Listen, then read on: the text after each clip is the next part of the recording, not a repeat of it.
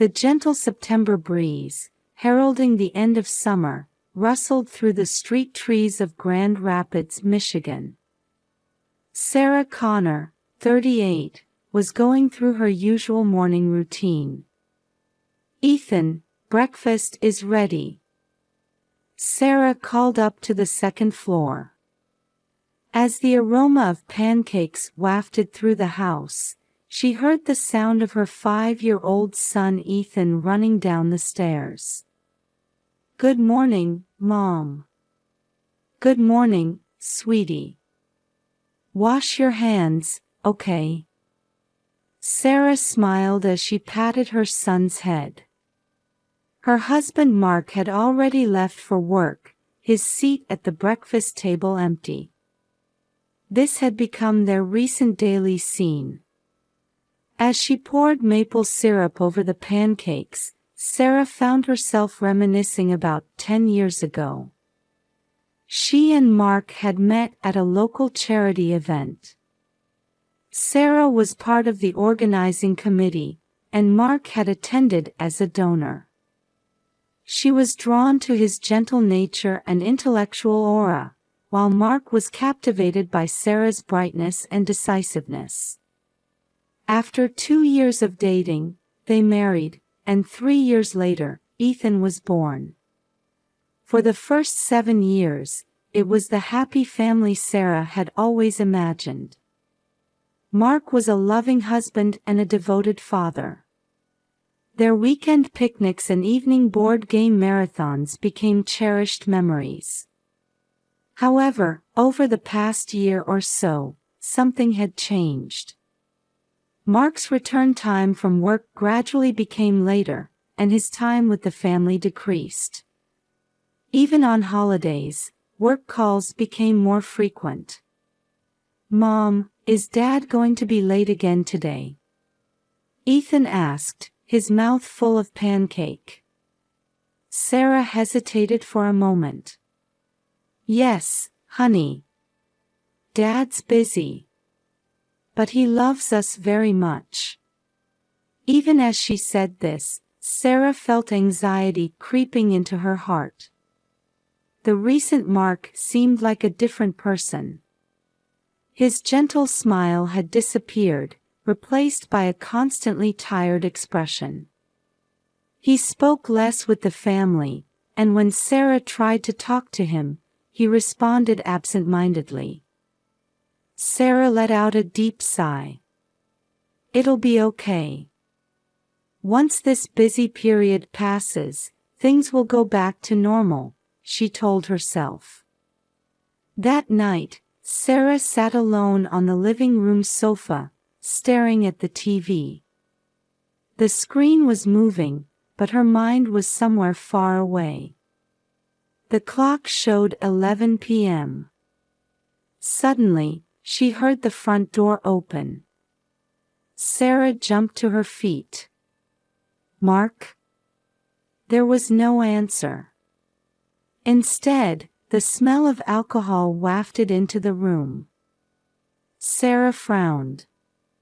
It wasn't unusual for Mark to drink, but he had never come home this drunk before. "Welcome home," Sarah called out, but Mark went upstairs without a word. Sarah sat back down on the sofa. She felt something heavy sinking in her chest. This had become her new normal. At 2:15 a.m., Sarah was startled awake by a touch. A small hand was shaking her arm. "Mom, wake up. Hurry." A faint voice could be heard. Opening her eyes, she saw Ethan's serious face. "Ethan, what's wrong? Did you have a bad dream?" Sarah asked, still groggy. "No, Mom. We need to get away from Dad right now." Those words instantly cleared Sarah's drowsiness. "What? Why?" Ethan continued in a trembling voice. I heard Dad on the phone. He said he wants to make you have an accident. He wants the insurance money. Sarah gasped. Mark saying such things, it was unbelievable. But thinking back on his recent behavior, she couldn't dismiss it entirely. In Sarah's mind, past events flashed by like a montage. The kind Mark from before, his recent cold attitude, and now Ethan's confession. Ethan, did he really say that? Sarah tried desperately to stay calm. Ethan nodded slightly. Yes. Dad was talking on the phone with someone I don't know. I was scared. Sarah took a deep breath, trying hard to suppress the panic rising within her. What should she do? Should she call the police? Or... I understand, Ethan, Sarah steeled her resolve. We're going to leave here. But quietly, okay? We don't want to wake Dad. Ethan nodded, looking relieved. Sarah began packing the bare essentials with trembling hands. Her mind was in chaos, but one thing was certain, she had to protect her son. That was the only thing she could do right now. Sarah's hands shook slightly as she packed the bare minimum into a suitcase in the darkness. Ethan, don't forget your favorite stuffed animal, Sarah whispered to her son. Ethan nodded silently, clutching his beloved teddy bear. Sarah put her wallet, cell phone, and a folder of important documents into her bag. Her hand reached for the ring box. Her wedding ring. She hesitated for a moment, then slowly removed it from her finger and placed it in the box. Mom, what about Dad? Ethan asked anxiously. Sarah placed her hand on her son's shoulder. It's okay. Right now, our safety is what's important. They moved carefully, trying not to make any noise as they descended the stairs. As they crossed the living room, Sarah paused involuntarily. The family photo on the wall. Mark's smiling face. Was that all a lie? Sarah shook her head, trying to shake off the thoughts. Reaching the front door, Sarah took a deep breath. Ethan, are you ready? Ethan nodded slightly. Just as Sarah put her hand on the doorknob, there was a knock at the door. Sarah's blood ran cold. Mark? But why would he knock on his own house door? Fearfully opening the door, she found an unexpected person standing there. Martha. Her mother-in-law, Martha, 65, stood there with a worried expression. Sarah, thank goodness you're awake. Martha's voice was tinged with relief. What are you doing here so late? Sarah couldn't hide her confusion. Martha noticed Ethan behind Sarah and frowned. Are you two going somewhere? Sarah stumbled for words. Should she lie or tell the truth? Martha, seeming to sense Sarah's hesitation, said quietly, I came about Mark. He's been acting strange lately. Sarah's eyes widened. Had Martha noticed too? Can I come in? We need to talk. Martha's voice held a sense of urgency.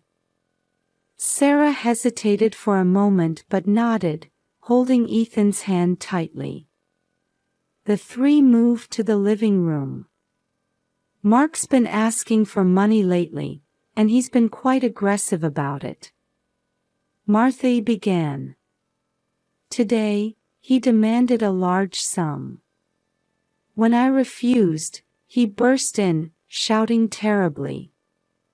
Sarah gasped.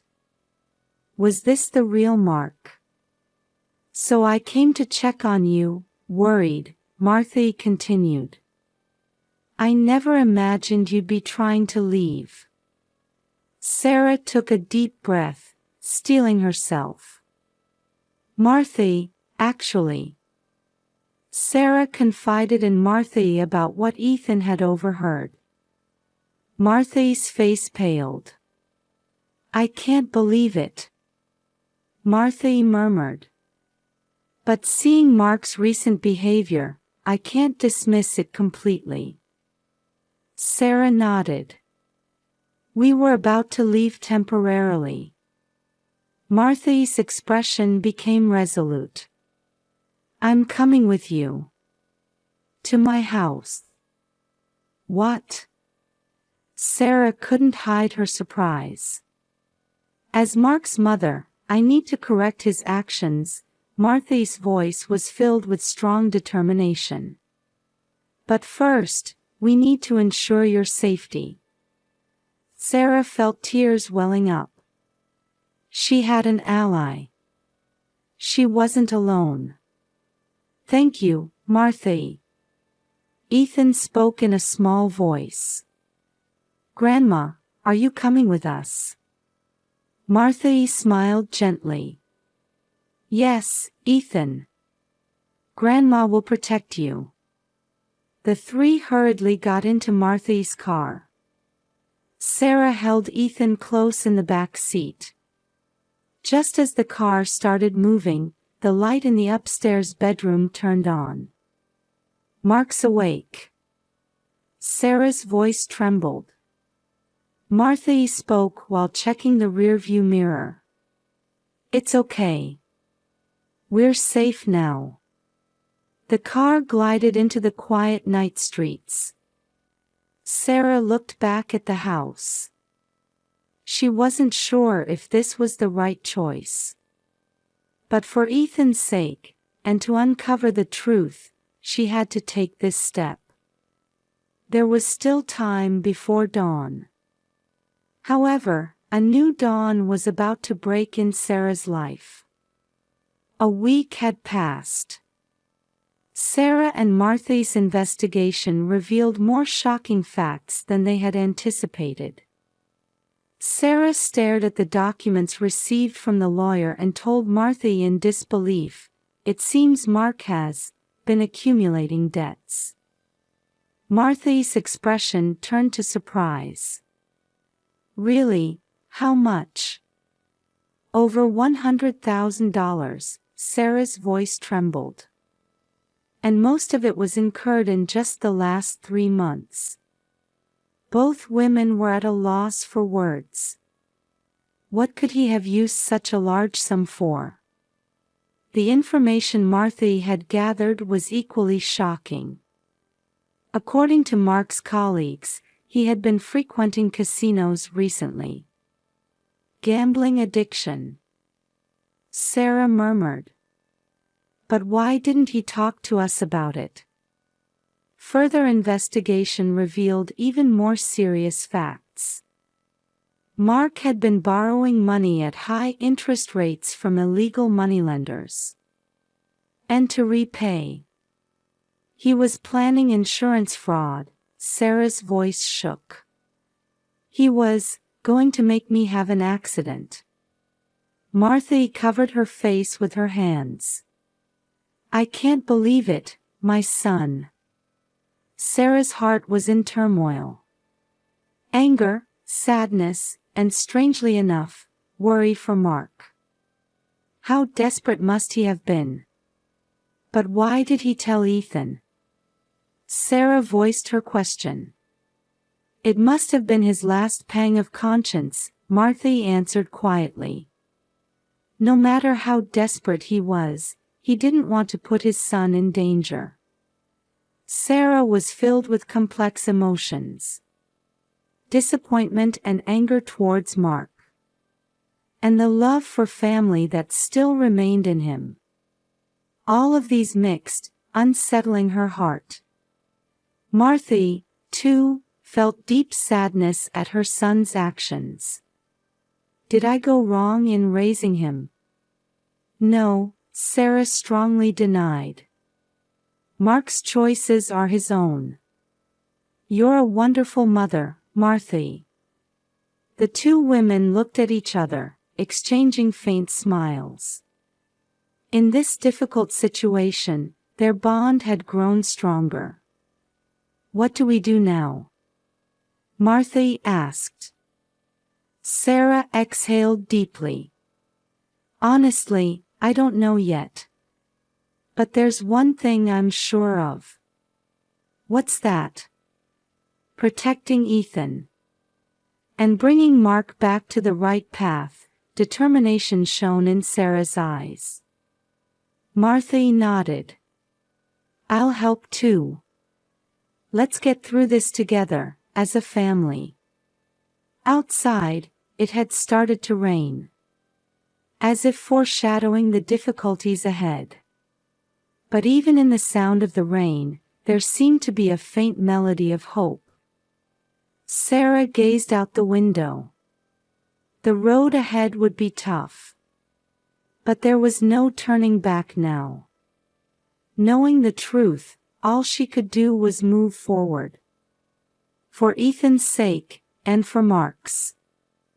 3 days after learning the truth, Sarah decided to confront Mark. As she waited for him in Martha's living room, her heart was pounding fiercely. The doorbell rang, and Martha let her son in. Mark's face looked exhausted, with dark circles under his eyes. Sarah. Mark's voice trembled. Sit down, Sarah tried to maintain her composure. Martha sat between them, trying to ease the tension as a mediator. Mark, I know everything, Sarah began. The gambling, the debts, and even the insurance fraud plan. Mark covered his face with his hands. I'm sorry. I'm so sorry. Why? Sarah's voice rose. Why didn't you talk to us? Mark let out a deep sigh. I was ashamed. It started with small bets. But as I tried to recover my losses. And you even thought about killing me. Tears welled up in Sarah's eyes. No. Mark cried out. I never really intended to do that. But the loan sharks were pressuring me. Martha quietly intervened. Mark, why didn't you come to me? I didn't want to trouble you. Mark's voice grew small. Sarah struggled to contain her emotions. But in the end, you told Ethan everything. Mark looked up, meeting Sarah's eyes. When I saw his face, I realized how foolish I'd been. I thought I'd rather confess everything than lose my family. A heavy silence fell over the room. Sarah took a deep breath. Mark, it's hard to forgive you. But. Hope flickered in Mark's eyes.